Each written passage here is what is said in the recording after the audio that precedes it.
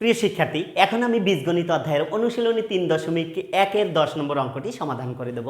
দেখো 10 নম্বর অঙ্কটিতে দেওয়া আছে a square plus b square plus c square equal 9 এবং ab plus bc plus ca equal 8 হলে a plus b plus c whole স্কয়ারের মান নির্ণয় করো, অর্থাৎ মান কত এইটা বের করতে বলেছে। দেখো তাহলে আমরা এখন সমাধান করব। 10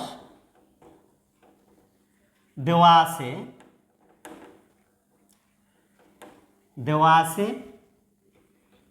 a square plus b square plus c square equal 9 এবং আরও দেওয়া আছে কি ab plus bc plus ca equal হলো 8।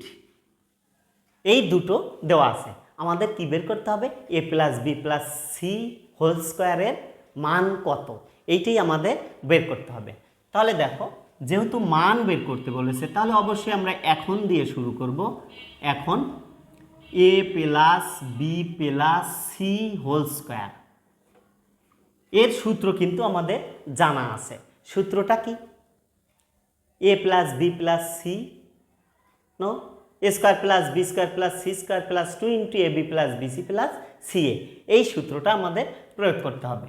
দেখো তাহলে আমরা লিখতে পারি যে a square plus b square plus c square plus 2 into ab plus bc plus ca, এইটাই ছিল আমাদের এই a plus b plus c whole স্কয়ারের সূত্র।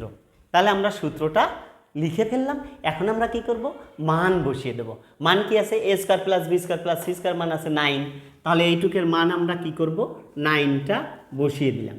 এখন প্লাস 2 ইন্টু এইটুকের মান আছে কি? দেখো a b plus bc plus c এর মান আছে 8, তার মানে আমরা এই 2 এর সাথে এখানে কি বসিয়ে দেব? 8টা বসিয়ে দেব। 2 ইন্টু 8, এখানে দেখো 9 প্লাস 8 দুগুণে 16, তাহলে আমরা এখানে 16 পেলাম। 16 আর 9 যদি আমরা যোগ করি তাহলে হবে কত? 25। ঠিক আছে প্রিয় শিক্ষার্থী, এইটি ছিল আমাদের নির্ণয় মান, অ্যান্সার। তাহলে আমরা 10-এর সমাধানটা পেয়ে গেলাম।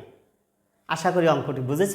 এরপরে আবার দেখা হবে পরবর্তী ক্লাসে। সবাই ভালো থেকো, সুস্থ থেকো, আল্লাহ হাফেজ।